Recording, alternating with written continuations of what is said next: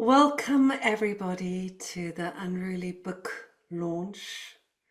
And yeah, I'm just here with a very excited, warm heart tonight to welcome Antoinette Cooper, Karen Sims, Ruby Mendenhall, and we are so grateful to all of them for bringing their wisdom, deep embodied wisdom about inner healing to us, to this community. And because this is really about the experience of the Black body, the beauty and the depth of the Black body, tonight, Sunita Mba, our beloved Sunita from the Pocket Project, will take over the facilitation. So with this, I pass it on to you, Sunita, and I wish us all deep, deep listening and transformation as we dive in together. Thank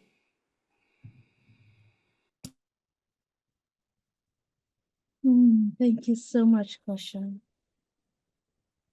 And just, sitting here and feeling also deeply honored for this moment that Antoinette has allowed us to gather.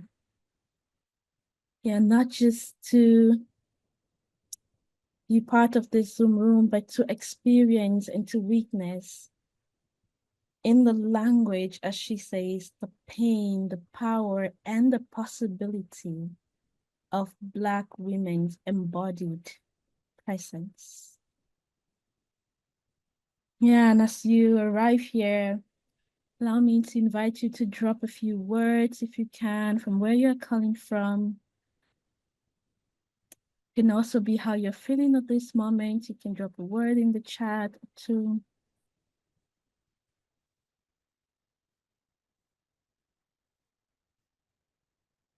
Yeah, and as you do so,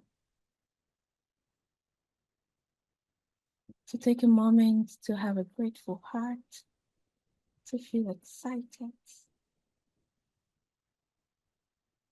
yeah, and to be happy. And this space is not just for the excitement, the happiness. I mean, that is very important. But Antoinette's book also says to feel the pain and the possibilities. And as we allow the stream of love and presence to flow in the chat, I want to also invite you to take a moment to, breathe into this space.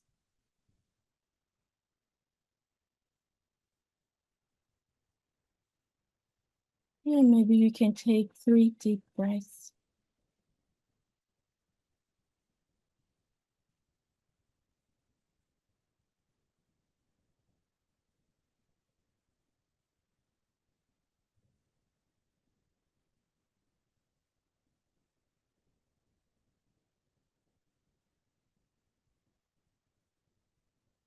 Noticing your feet on the earth or wherever you're sitting.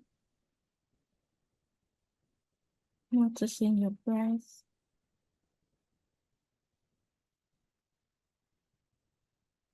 And allowing yourself to sink more into your seat. Feeling a little bit connection to the earth.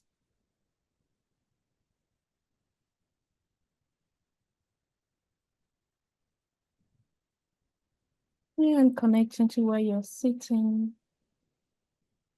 Allowing yourself to be here and to connect here to the space, the Zoom room.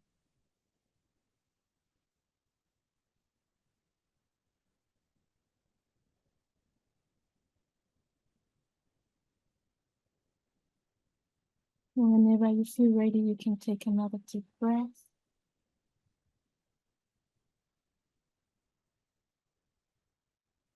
And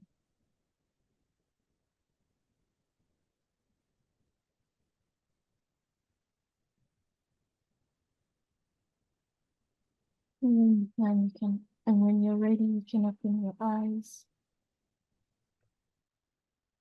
And if it's okay, Stella, you can bring us to gallery view so we can see who else is here. Yeah, and looking through the little windows slowly.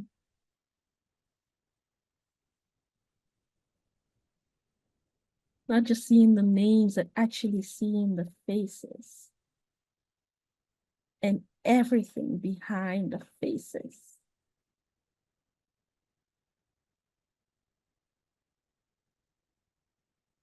And you can scroll. Also, there are like 4 screens, at least for me.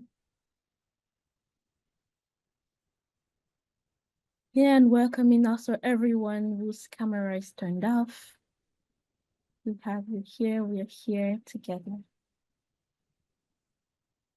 Yeah, and I would like to introduce us to Antoinette. Say a few words about Antoinette. So Antoinette is first of all the author of Unruly. That's why we are here today. She's a poet, an educator, and a collective trauma facilitator whose work explores themes of embodiment, ancestral healing, and place-based ceremony.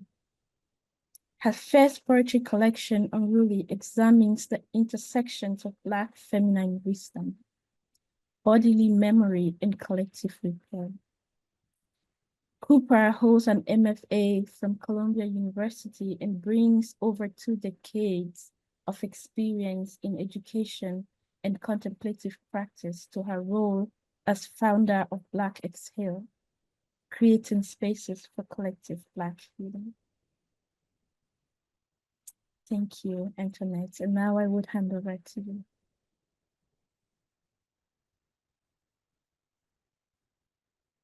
Thank you, Sanita. Thank you, everyone, for being here with me, with us, with this conversation.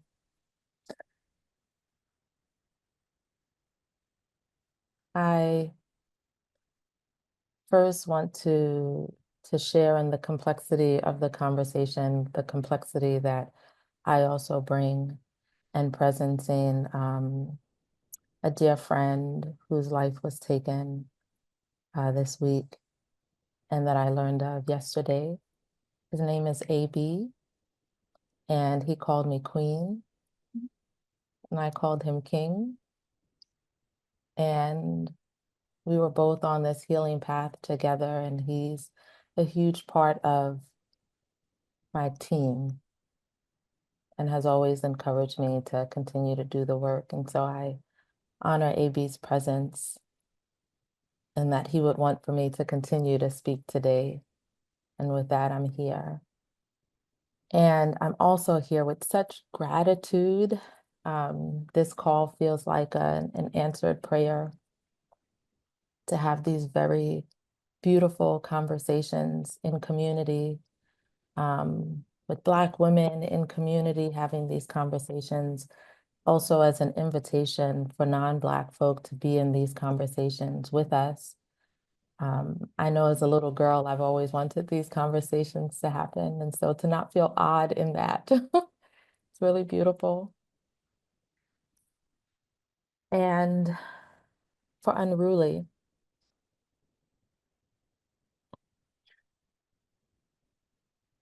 Unruly tells beautiful stories, difficult stories. And because I also occupy a body that knows violation, consent is very important to me. And Unruly requires consent as well. And so I'm going to start by reading a sensitivity acknowledgement that is in the beginning of Unruly, so that with each person that's here, then Unruly shares what she brings, and you can choose for yourself to continue to be here. And so it starts out with a quote from a Langston Hughes poem. Life for me ain't been no crystal stair. Unruly holds my stories, the stories of other Black women, and the echoes of some of our ancestral voices. In this collection, the tacks, Splinters and torn up boards, Langston Hughes' names in his poem, Mother to Son, are given language. While I have done my best to handle these narratives with care and respect, I recognize that some of the content may be activating for some readers, particularly those with the lived experience of trauma.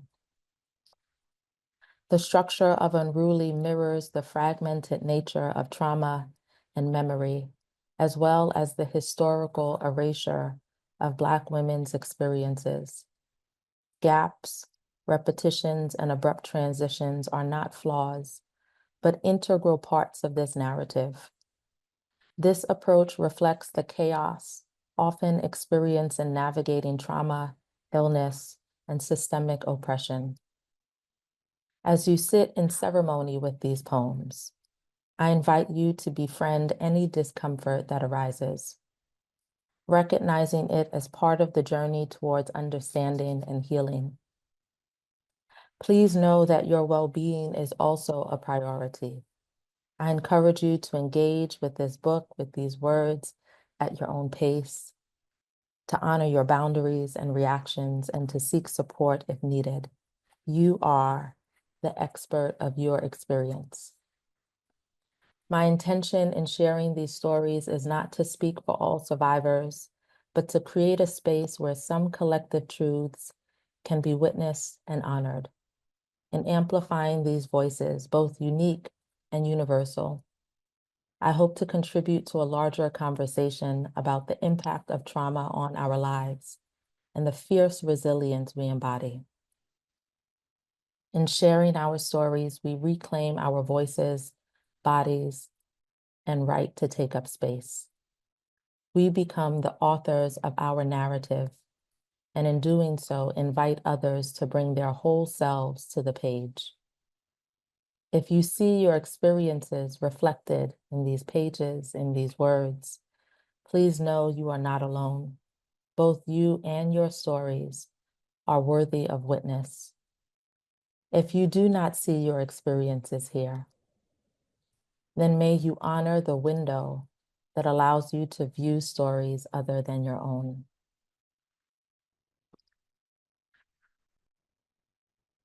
Ashe, and so it is.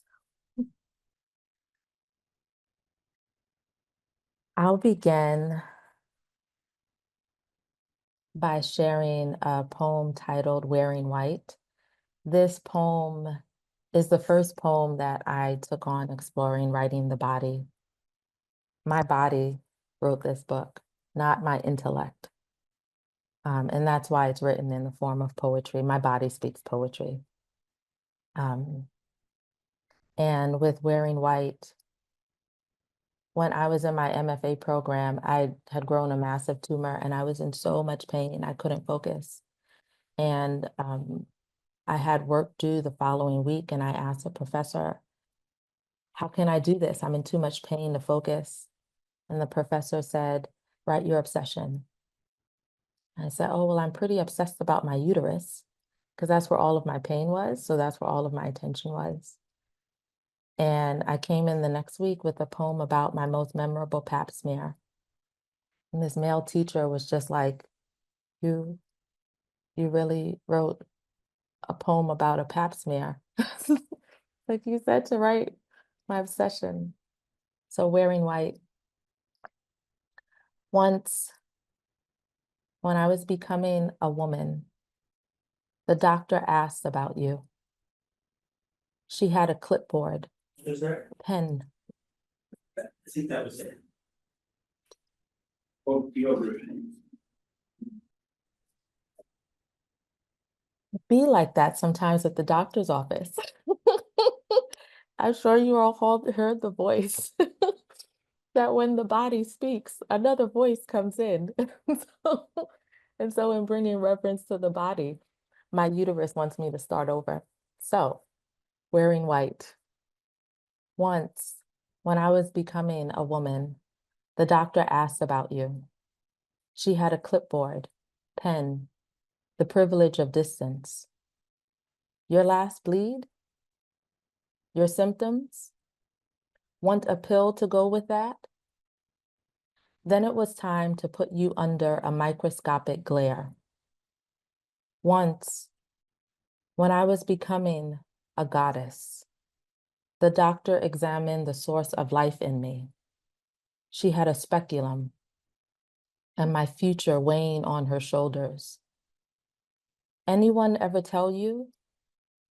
She called you a textbook uterus. And I smiled, an unearned achievement. Once, I was a mortal.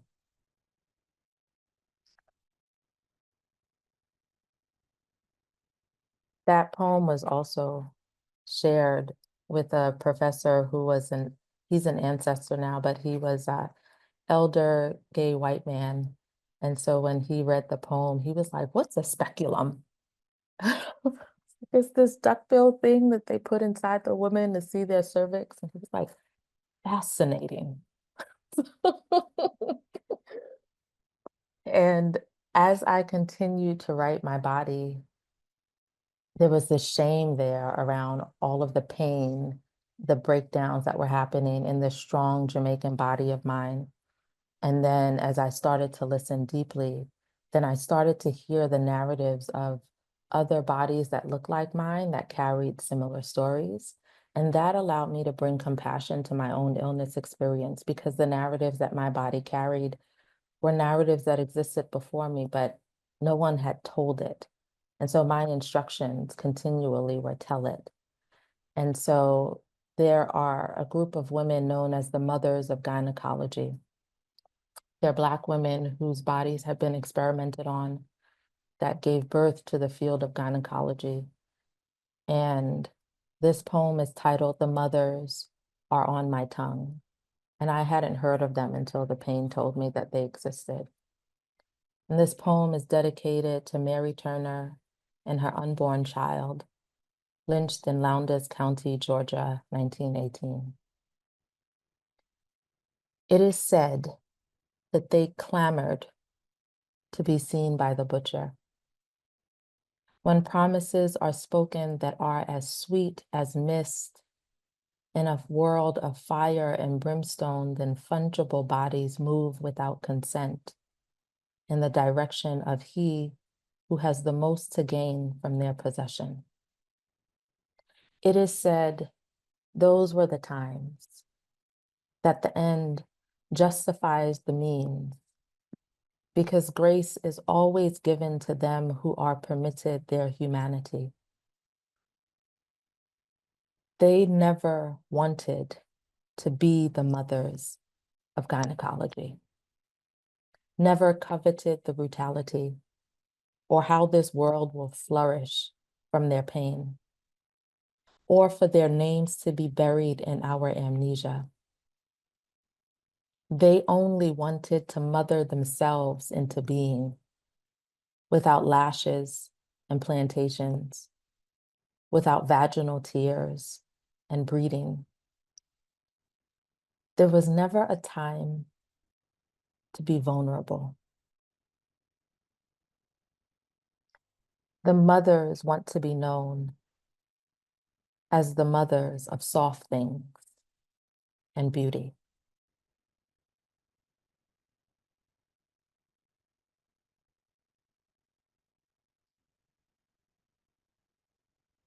I'll share two more poems and then we'll move into panel time. One poem is titled Ode to Ida Mae. I was born in Jamaica, but Ida Mae is my bonus grandmother. She's from Alabama, and Black Southern women just raise other people's children. And so she just loved on me. She's my mother's former mother-in-law, but she couldn't get rid of me. And so throughout the writing of Unruly, of course, there are the lamentations. And when someone has lived through multiple traumas, it's really important to also pay attention to the glimmers and the beauty and bring flowers to that. And so God saw it that I would need Ida Mae in my life, and she placed her there. And so ode to Ida Mae. Your hair, oh, I have to say too, she's 95, she's still alive. She also, she could barely see, but she wants to buy one of my books just to support me. Ode to Ida Mae. Your hair has a way it waves to the wind. A performance that ends in my company as you peel back your wig to expose who is underneath, exhaling as though you have been holding your breath all day. Your bones creak as you lower yourself to sit. Child, come over here and scratch my scalp. Cradling your head back, I undo the thick braids on the top of your disheveled white crown, part your hair to reveal the dryness of your scalp, and you tell me of an itch you cannot reach with your own hands. You breathe a sigh of relief even as the comb breaks through skin. Stay right there, child. You're the one place I am safe with no name. You bleed as red as the blood from the keloids on your back. I don't know if I can ever get to the depth of that ache. Your face twists, we accept defeat. This is enough digging for one day. I rub grease into your thirsty roots, plait your hair tightly so it can hold until we commune again at the kitchen table.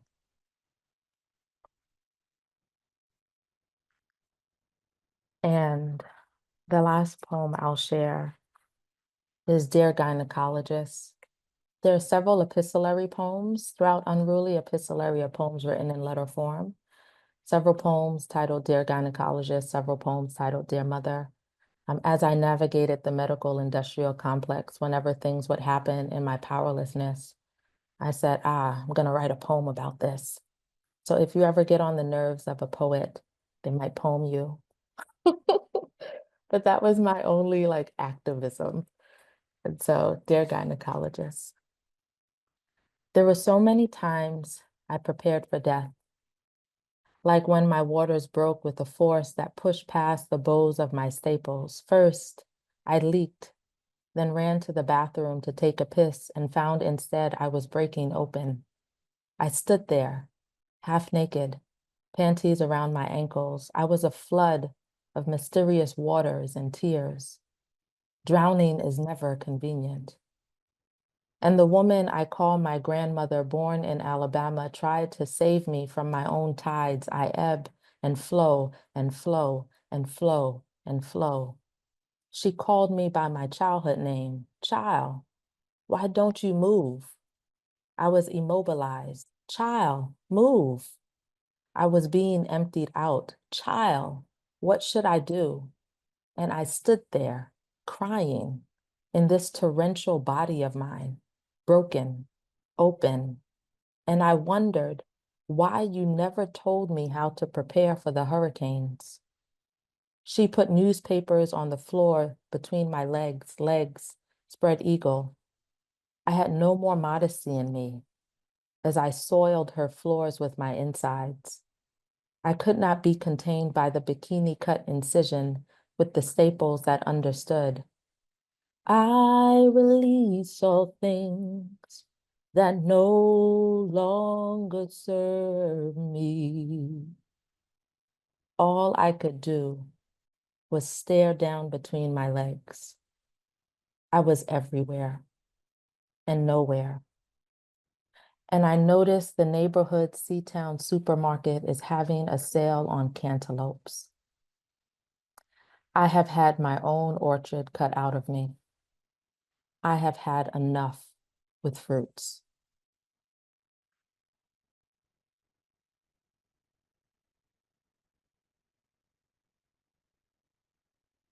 And with that, I invite everyone to take a deep breath with me. And so inhale and exhale and be in your body and feel what there is to feel, what comes up for you, what doesn't come up for you. what part of your body speaks,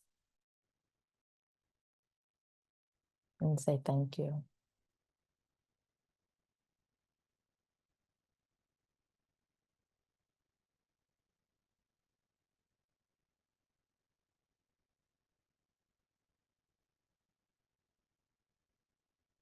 And with that, Nika, I pass the mic.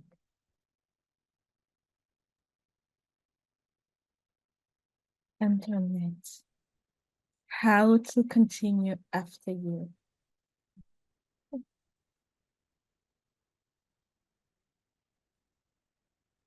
No, I think a part of me can still sense when you could just put the divine here in this space. Yeah. Thank you for bringing us into the depth of your being. In fact, thanks to your body that we can journey and experience the depth of your being and that of many others. Yeah, and maybe it's also a good time to explore deeper into the many. So I'm just looking at the chat and the stream of love there for you, Antoinette. Yeah, so to explore further into what Antoinette has been sharing, would like to invite our panel and Karen Sings and Dr. Ruby Mendenhall. First, a few words about Karen. So Karen Sims is an experienced and licensed mental health therapist who has been working in the human services field for most of her life. She has spent her career helping individuals, organizations, and community groups reach their highest potential by using trauma-informed and culturally responsive practices. Karen has also been very active here in the Pocket Project community and field. So wonderful to have you today, Karen. And Dr. Ruby Mendenhall is an associate professor in sociology, African American studies, urban and regional planning, and social work at the University of Illinois at Urbana-Champaign. My apologies if I don't pronounce that very well. And she's also an affiliate of the Institute for Genomic Biology and the Institute for Computing and Humanities, Arts, and Social Sciences. Maybe we can come together here. So help me, Stella, Spotlight, Antoinette, Karen, and Ruby.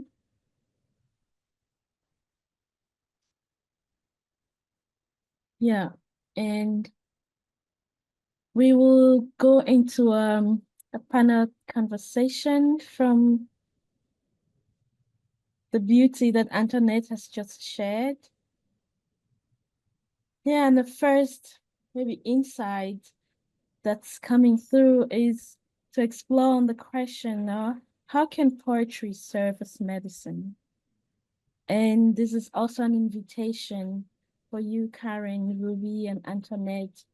You can also say a few words, extra, welcoming yourself into the space, landing, and then answering to this question. And I think we would have about 3 minutes per person. And if we are going slightly over, I will raise a hand, but I think we will be okay. Let's hope so. So whoever is ready to start, and we can have like a small conversation. And when you're done, you can pass it to the next person. Thank you, Sonita. I can jump in to start, because what's really interesting is that when I got sick, I was actually considering leaving the poetry program, and I wanted to go into the nonfiction program. I wanted to be like Malcolm Gladwell, and that I would write really intellectual thoughts on things. And poetry was too vulnerable for me. I didn't want to write about myself. And that's when I got sick. And I didn't get the opportunity to transfer to the nonfiction program. And so poetry was just like, nope, you're not going anywhere.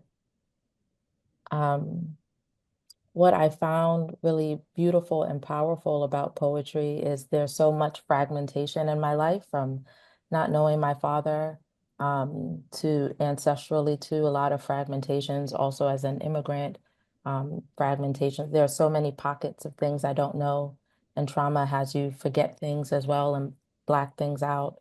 Um, and poetry is a form where it allows for the gaps. There are things about my father I will never know. There are things ancestrally I will never know. And there are so many topics I never considered writing about because I don't know. And so with poetry, I can write about the not knowing, and it be just as valid as everything else. And also with poetry, it allows for me to choose distance or intimacy. So there's one poem that I wrote in third person because that's how I could start out. I needed to be far away from it, and then went back to it 2 years later and changed into the first person and put I where I couldn't before.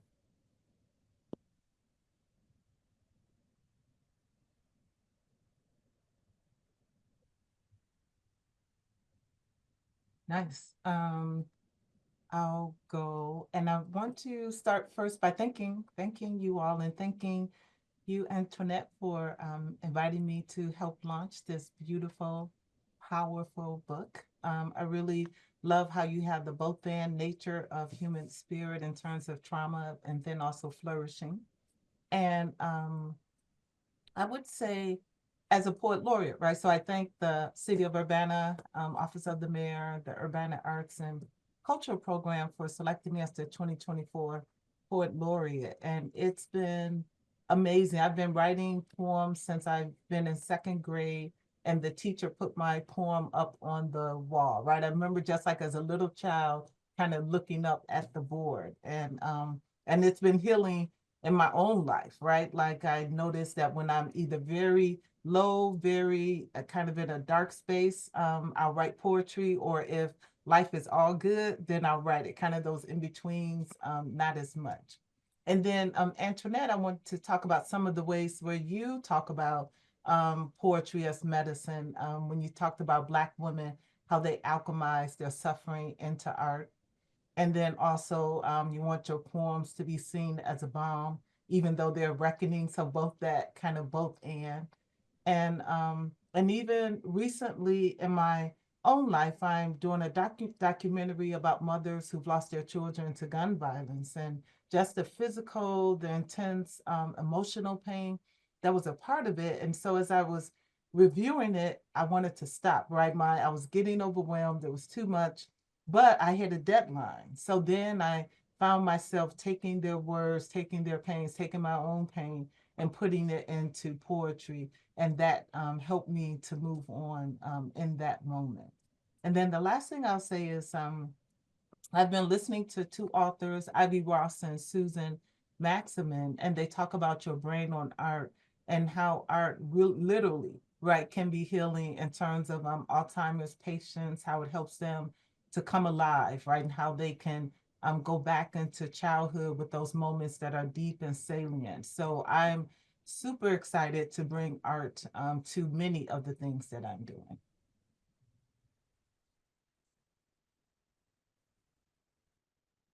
Well, it's hard to enter into the space after listening to really two brilliant people. And Antoinette, I just want to echo what Ruby and Kosha said in the introduction.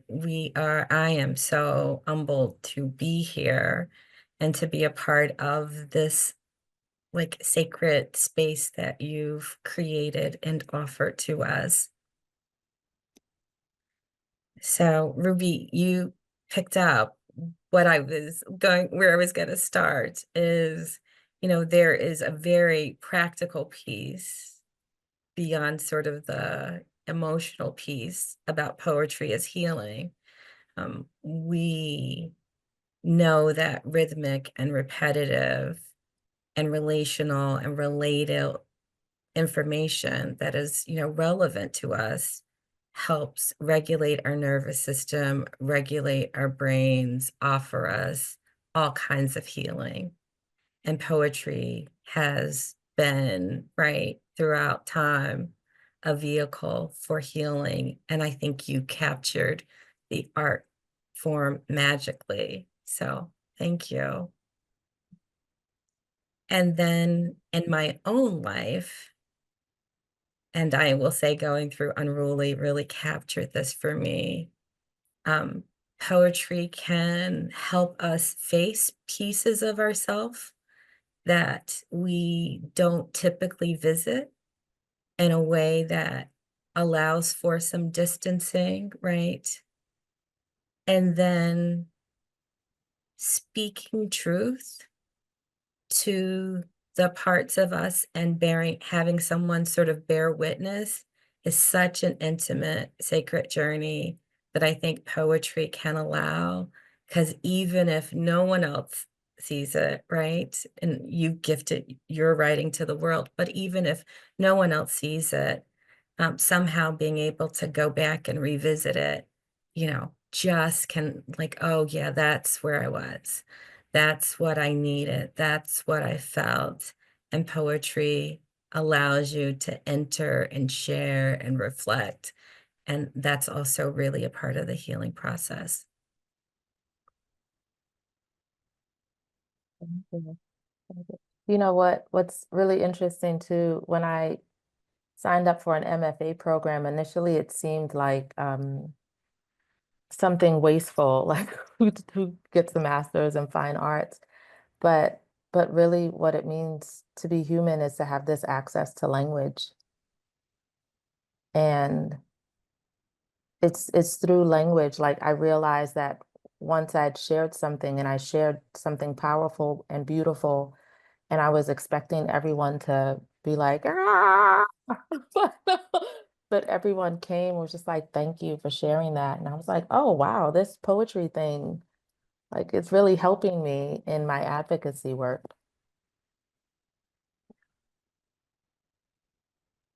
Hmm. Yeah, and picking off of that exploration into healing and medicine, how can we then balance personal, collective, and at the same time create containers for difficult truths?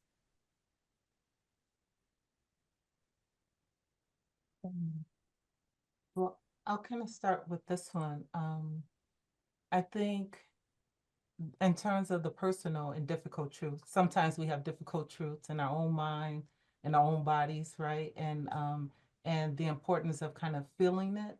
And if it's anger, if it's rage, if it's pain, if it's hopelessness. I was telling someone even before the recent events, like feeling a sense of hopelessness and then having to get coping mechanisms and other things that'll bring the hope back in, that'll kind of drive out the despair in my own life. And I tell people, like, when I cry, I treat my tears as blood. And I'm like, okay, what's wrong? Like, when you cut yourself physically and blood is coming out, and again, right, related to the book, you're like, what's wrong? What do I need to do? Right, want to avoid infection and all of this. And as the emotional blood, as I would say, is coming out, asking the same questions. Okay, what's wrong? What do you need? What do you need to change? What can you do? So that's kind of on a individual level. And then also collective and a little of the individual too is to help people create, for me in my life, like spaces. And one of the spaces that I'm working on a lot, we call them like wellness spaces, wellness stores, where individuals can come in and have access to tools that we know from psychology, neuroscience, and other things that are healing.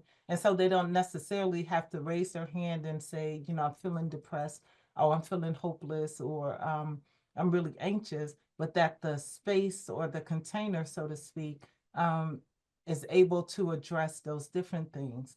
and really also thinking about Alice Walker when she talks about In Search of Our Mother's Gardens, and how even in the midst of oppression, that the women were still creating beauty, they were doing art and other things. And so again, how do we create spaces where people can flourish, thrive, live deeply in their humanity despite the circumstances?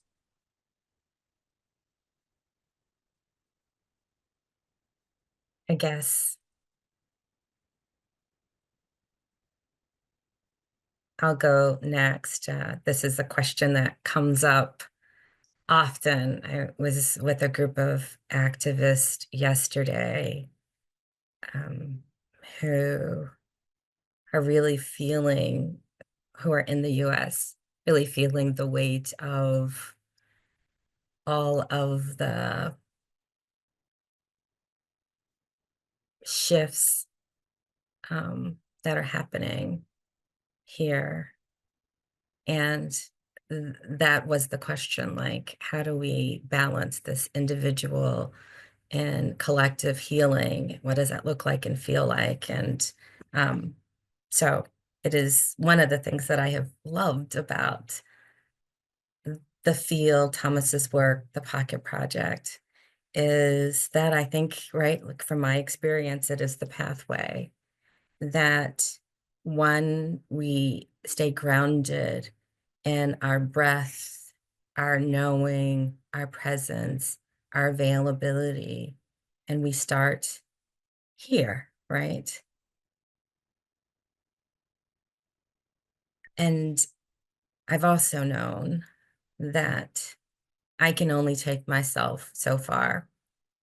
And I fundamentally believe that we get sick in community and we get well in community. And I think, Antoinette, your work really highlights that. So I can only come to my being and becoming and flourishing in the connection with other beings who can see, hold me, share with me, celebrate with me, right? And come together. Like these kinds of experiences in community help with healing. And about the heart truth, I think, right, we're modeling, like, the more I can stay grounded and open, right? That's the both and, not close off, not frozen, titrate, calculate my availability. The more I can be with you in your openness, and that I can see you and hold that. And to also know when I have reached my capacity, right? And sort of, and we sort of dance together.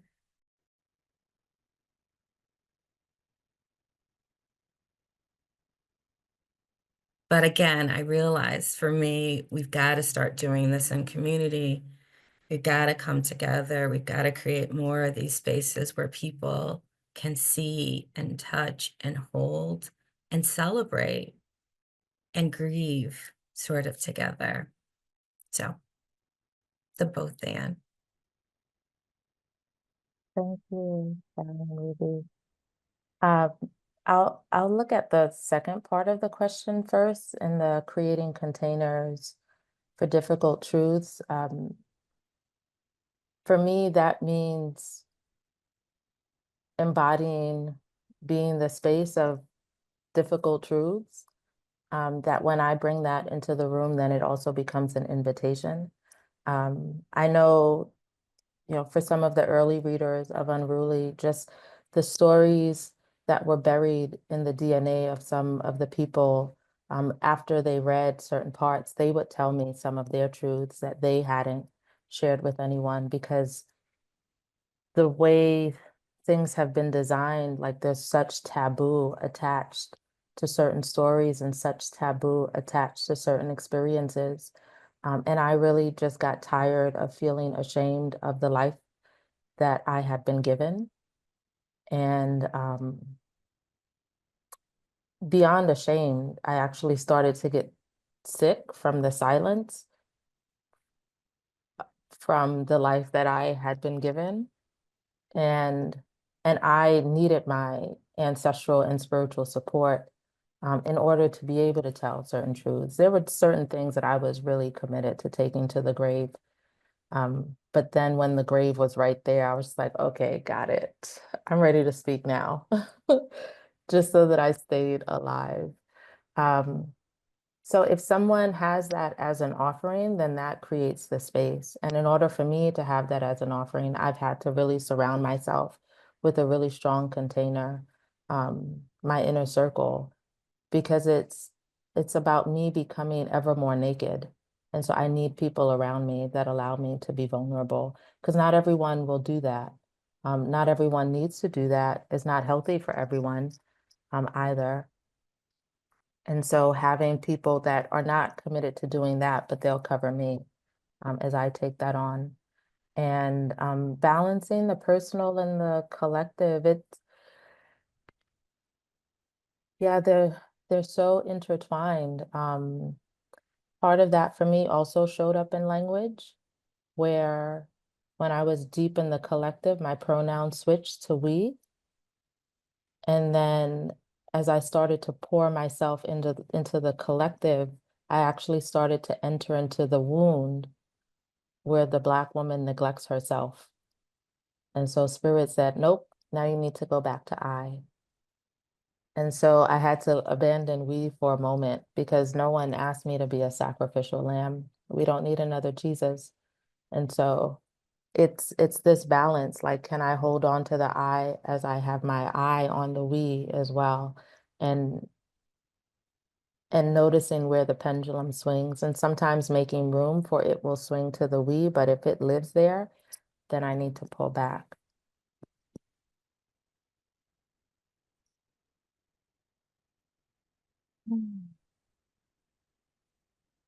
Beautiful.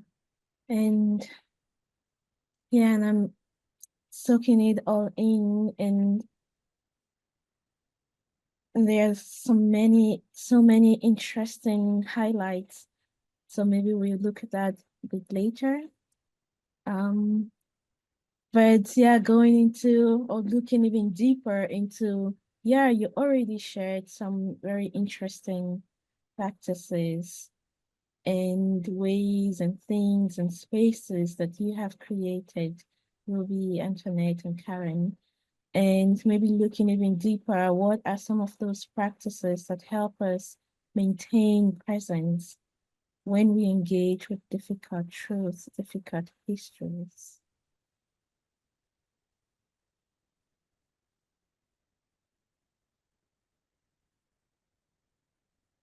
I'll share one thing and then jump in again later. But there's a practice I recently started with this, my double-sided mirror. Um, when it comes to difficult truths, and that even speaks to the sensitivity acknowledgement, because there was this fear for me of releasing Unruly into the world, because I would look at some of the reviews of books by Black women and see like such negativity written in commentary for books written by Black women, where people will say, well, I don't know why this person keeps talking about Blackness, or like, I don't see myself in that, as though somehow it's problematic for the Black woman to center herself in her own work. And what I needed to be present to is that there's a mirror, and a double-sided mirror. And when I share a difficult truth, there's an invitation for those who witness to see themselves in the mirror. My truth, what is it bringing up for you? And then also, as I share a difficult truth, if I start to shrink or feel insecure, then the second side of the mirror is for me to see, how am I standing in the presence of the mirror? So everything that I speak is an opportunity for the person who's witnessing, and also an opportunity for me. And that has been helpful for me in the double-sided mirror pendant around my neck, is helpful for me because as one who often speaks truths just to stay out of the emergency room, I'm often met with projection because what I say, it's much easier for someone to project it onto my body than to look in the mirror. And I used to just imagine myself surrounded by this double-sided mirror. And now I have a pendant to remind me of this. And so if someone is projecting, I just send it back. That's their work. And it's not to say to go around and insult people. Like, I'm continually in my heart and practicing being attuned to what is the source of this? Is this something for me to look at as well? So I'm not going around triggering people just because again, it's the double-sided mirror. I have my work as well, but other folks have their work.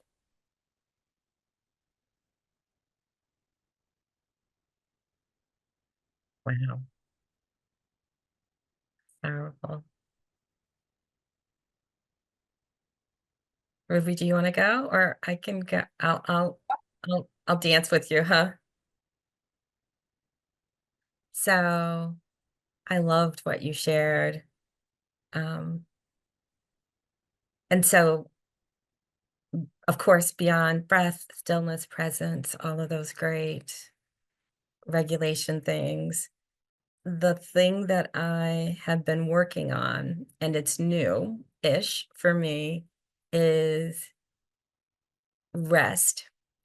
I realized that I had turned wellness, personal growth, development, spiritual healing into productivity. It was a to do, it was an ought to, it was a should. And the most healing thing that I can offer myself is to not be productive.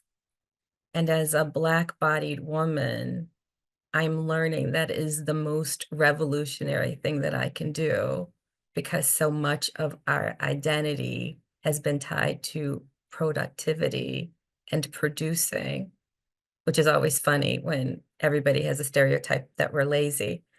Uh, but yeah, so to do nothing, to not make self-care productive, to be still, to be quiet, and to make room.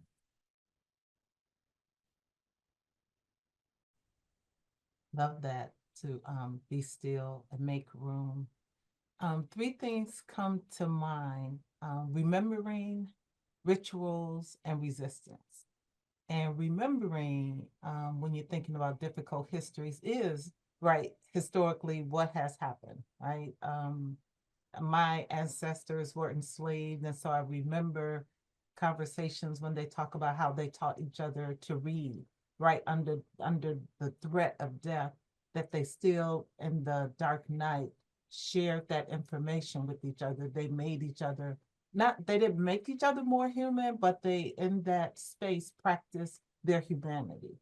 And so that's what I really think about. My father's grandmother, Dr. King, came and gave a talk in Camden, and there was a bomb threat. And so I look at the picture and I'm like, what makes people go to a place where they threaten to blow it up, right? Because again, they're practicing their humanity and they're practicing their right to their humanity.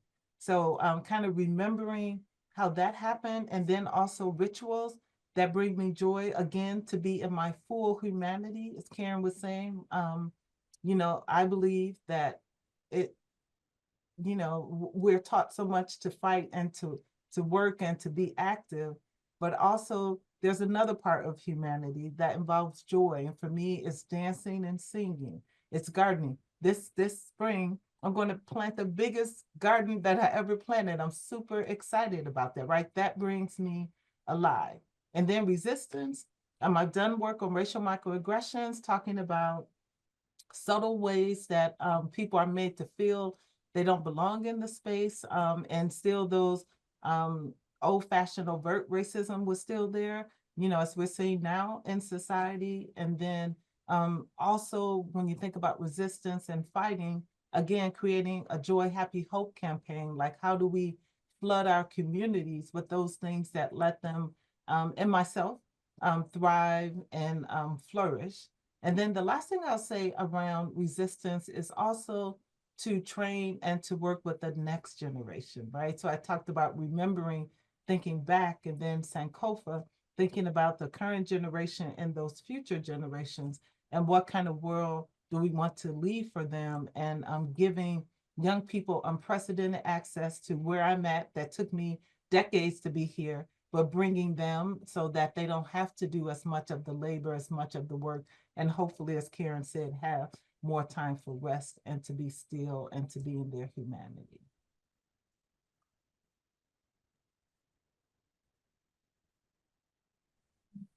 And Antoinette, you wanted to come back.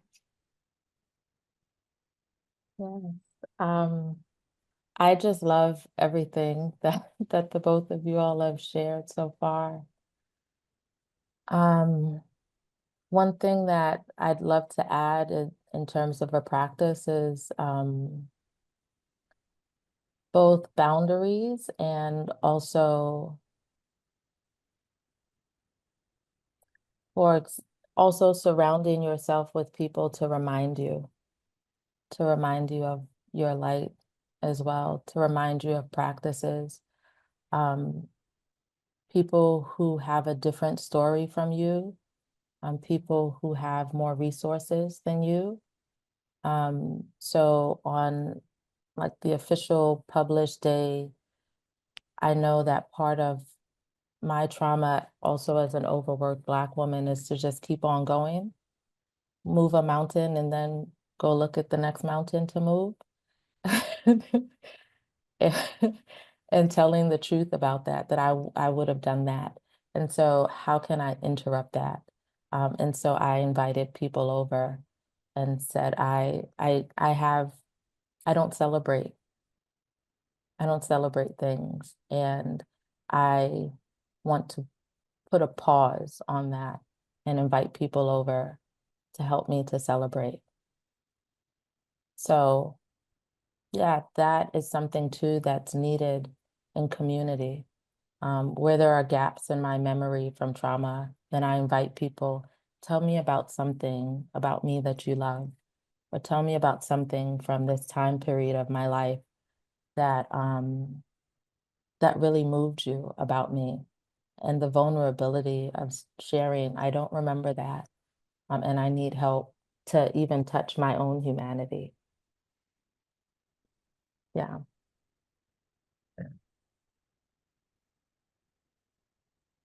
Hmm. Yeah, and it feels like I'm being soaked back into earth at home when I hear the rituals and ceremonies and dances and songs, and it really feels like this mix and Cameroonian dance and celebrations. It really feels like I'm home here in this panel. And there are lots of things also that as you share that comes to my mind. And I mean, I'm wearing this fabric, but I just realized also that I consciously wear when I have like low energy, I consciously wear um like this African fabric because to me they have a sense of light and brightness and glow, resonance, and of course, sitting here in Berlin, people are sometimes feeling, oh, that's too much colors, and I'm feeling I am here in my humanity. So there is also that, and yeah, feeling the tension of that and balancing. So yeah, I'm Yeah, feeling myself here. yeah, and if I can just add to that, I really resonate when you talk about kind of clothing and colors and energy, right? When you're feeling low energy. And I wear a lot of colors as well, right? You'll really see me kind of in the gray that I have on now. And I tell people like color gives me energy. And like you said, when I'm feeling low or even just wanting just like a burst of something, I'll put on different outfits and stuff. So, and even in the wellness store that I talked about, clothing is a big part of that.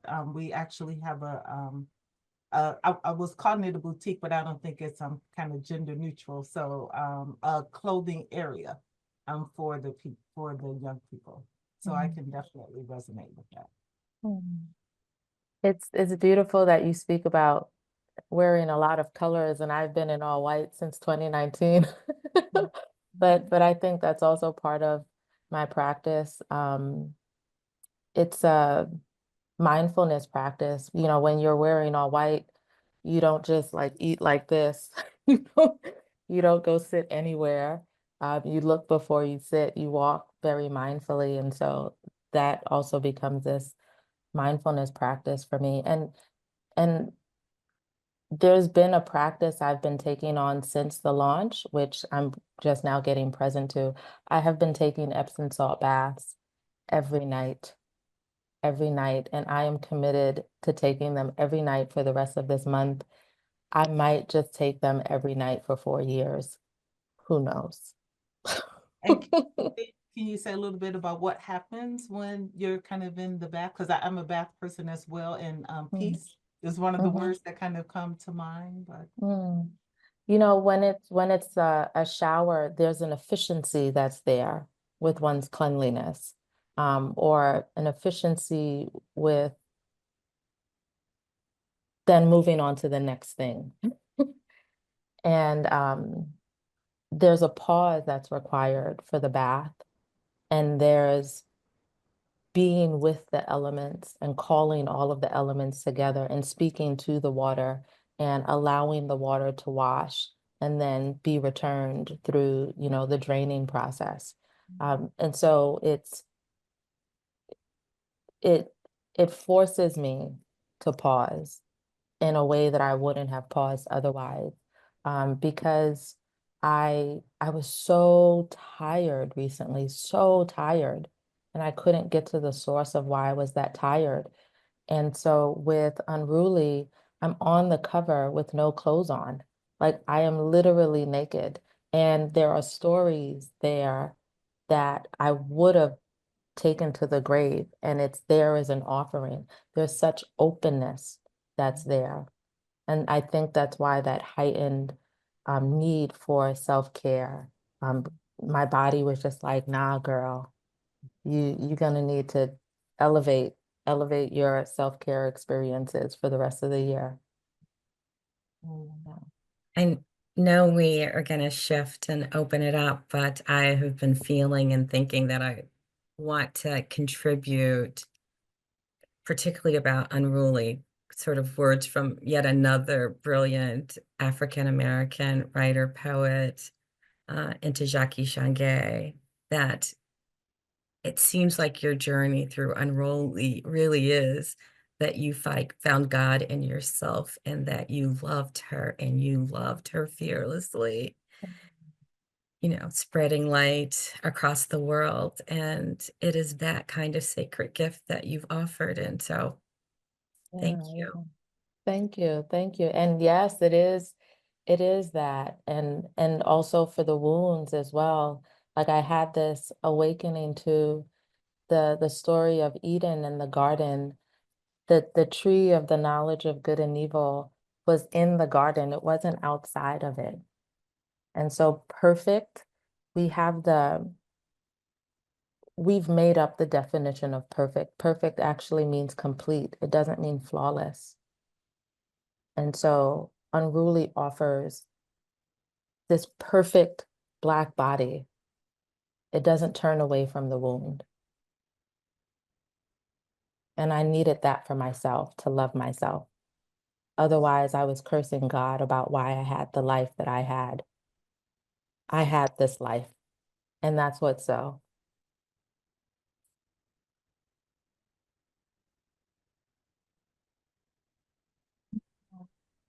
And thank you once again, Karen, Antoinette, and Ruby.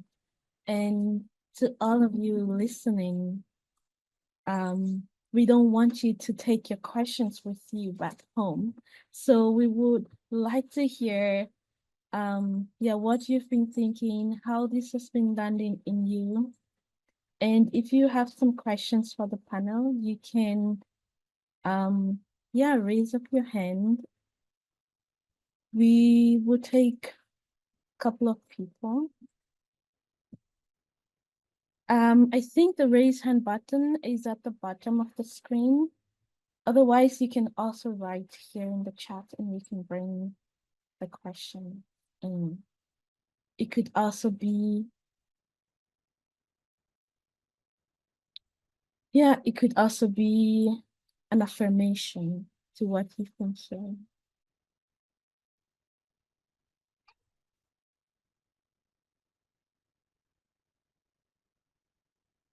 Or an invitation to your own unruliness.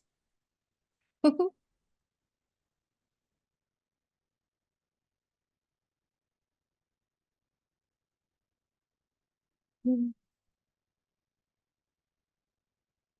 Teddy.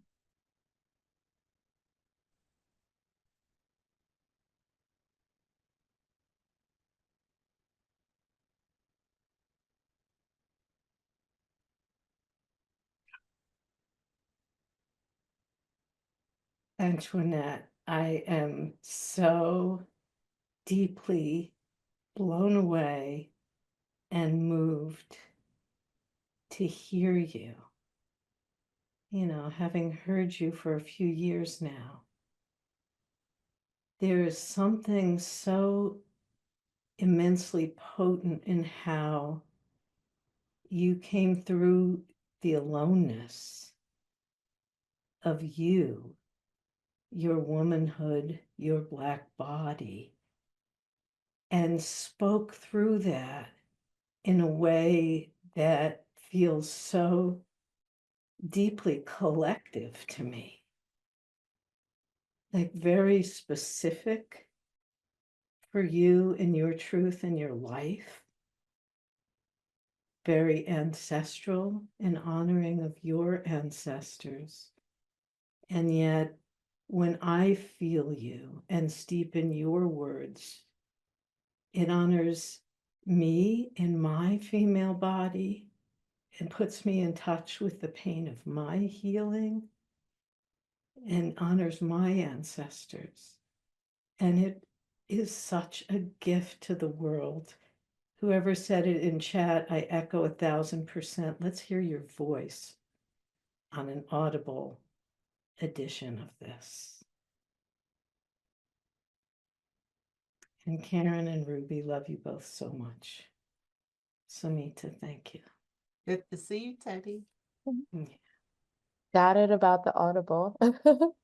And also, as I brought compassion for myself, then that compassion, like cup runneth over, was able to also be shared for the ancestors. And there was one point when I was journaling and Spirit said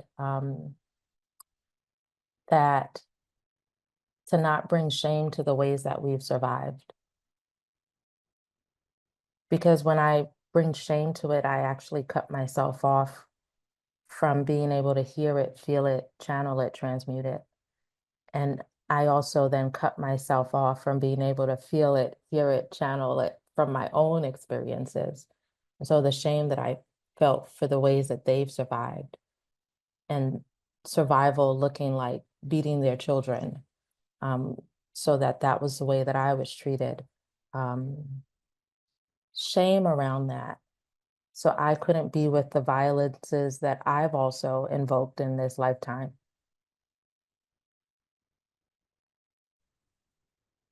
And that is freeing.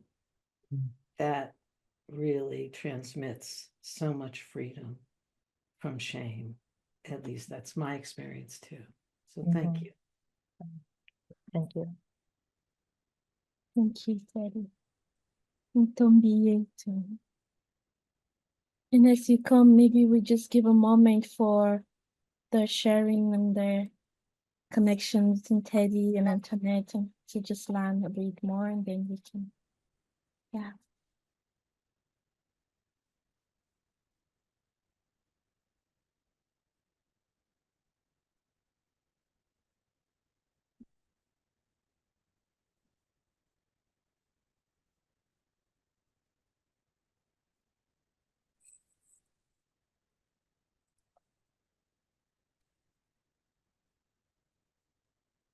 We cannot hear you. Can Okay. Yeah. No. I thought you were still giving space to a previous talk. I want to say thank you so much, Antoinette. You know, synchronicities. This for me, it's amazing. I got instruction to go into the bush safari for 3 days. Pretend like you are writing a letter to Thomas. I'm not a writer. I've never been a writer.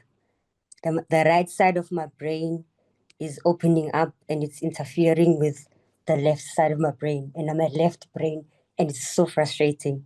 So sitting here, I'm in this room. I don't even know what I'm doing. I'm sitting in front of a computer and I'm just like, what am I doing here? So this session for me, it's highlighted why I'm struggling, because I'm busy thinking about work and I'm busy wanting to be doing my work instead of being here and trying to do what I'm supposed to do. So thank you so much, Antoinette. I'm going to be channeling you, trying to do what I'm supposed to be doing here in the bush. And like the timing couldn't be more perfect because I just arrived today. So thank you so much. And we've had this conversation with you before anyway. Thank you so much. You're welcome. Please tell the bush I said hello.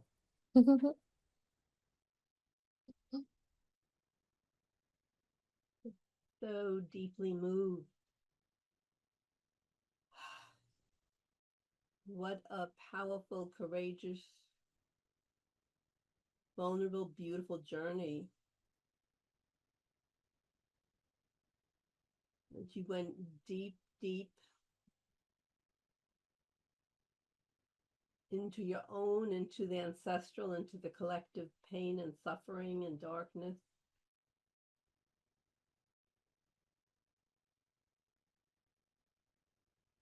With such creativity and inner and outer beauty.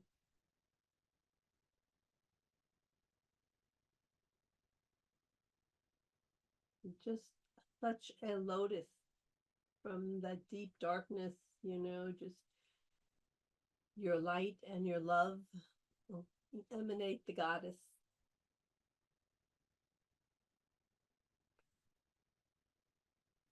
And you've given such a gift.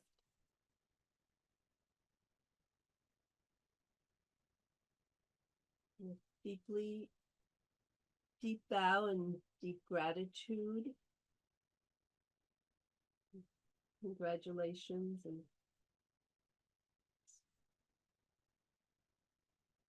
sending you a hug and love. Yeah. Thank you. Thank you. Thank you for your presence and your witness. And also your willingness to look within yourself as well.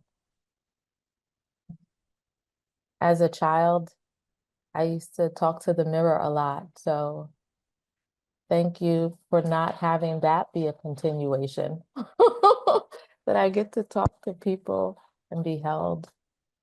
Yeah. There's a certain part of our journeys where there might be a solitary component and then another part where witness is the journey. So thank you. Love being on this journey with you. And yeah, it's an amazing journey. The deep going in, the exploring, all of that. Yeah. Mm. Thank you. Thank you, Jacqueline. And I think it would be a wonderful moment to hear more of your amazing poetry, Antoinette. I think I am hungry for it. I think most of us will be hungry for more. So if you don't mind, please give us more. And when you're done, you can just invite me in again. Okay. Thank you. I can share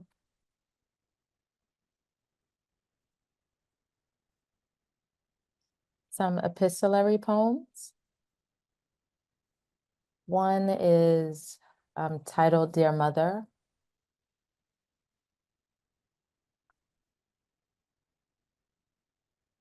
When I asked my older brother why he did not help, he said it was because they liked me. Stood there and let those two neighborhood boys touch me like that. The soon-to-be men were shocked how possessed I was by mania as I wrestled myself free while calling for my mommy. Showed you my torn clothes, my still wet face, my fright in broad daylight. And I didn't even have breasts then.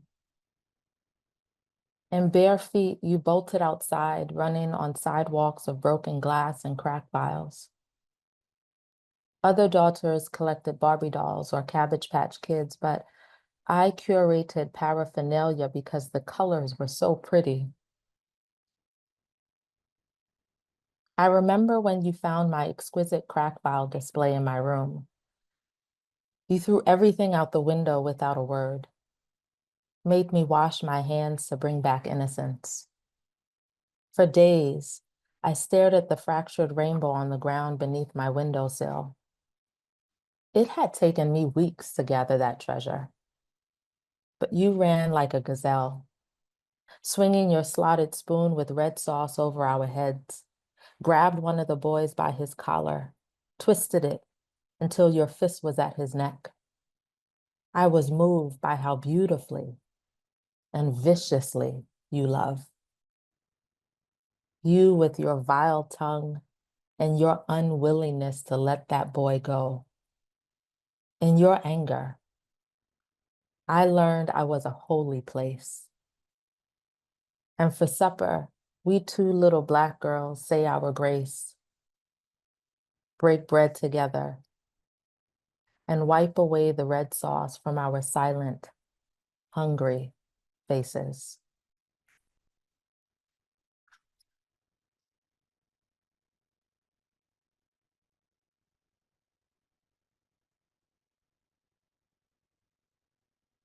I want to share a poem that's titled Cotex, because why not?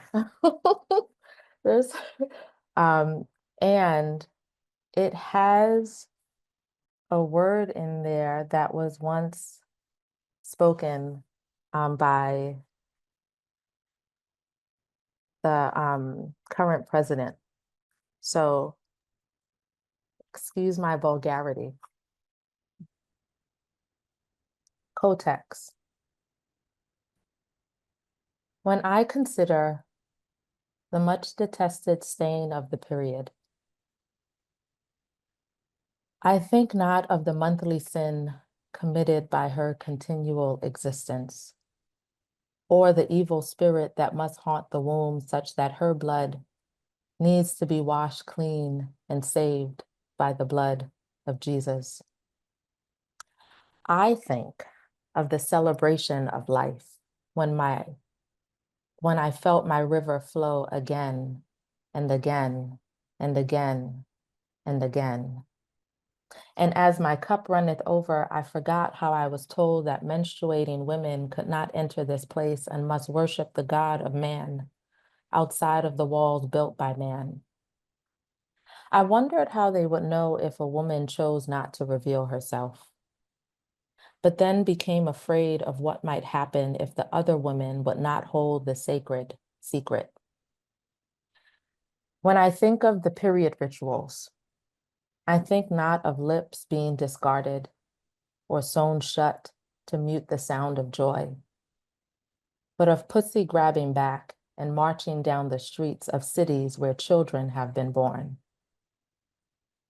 They would part the Red Seas so we could see into their eyes seeing red, blood coming out of their eyes or whatever. A collection of deviant vajayjays who continue to bleed so humanity can keep on living. I think of commercials no longer bleeding blues when we consider the period. I think not of shadows and secret hiding places, but of middle school girls who created their own tongue, asking the nurse for a cone a cone, to hold their ice cream. They melted in cycles every month. And because my hips were too narrow, missing the curves of puberty, I was always upset that there was never enough of this ice cream for the girls who did not know of Aunt Flo or when she'd be in town. When I consider the period, I think of how religions have always encouraged man to welcome the visitor. And with that poem, and I'll share one short poem to close, but with that poem, yeah, puberty came to me late. And so whenever the girls had their period, they called it ice cream. And I was just like, I didn't get ice cream at the nurse, but no one ever told me that was code word for period or that a cone was code word for a pad. So they just let my little flat-chested self just be confused and hungry. And the final poem, the river flows without waiting. She said I had the hands of homeopathy, like my hands have made her remedies. Medicine woman, maker of soups with ginger root, balms for many souls traversing waters, insatiable currents, like the laying on of hands. Medicine woman's hands, the tonic for our perishing. And with that, I know that the last 4 minutes were allotted for closing. And so with that, I will pass it back over. Thank you everyone for your witness, your presence, Then your the last word. unruliness. I was just going to say, are there any like last words you would like to give, Antoinette, before you leave? Just the embodiment of unruliness. Let the body speak, let the body be heard. Yeah, let the body be held, let the body be loved. Let no one possess your bodies. Love that. And I would say to love the body and to let it be free.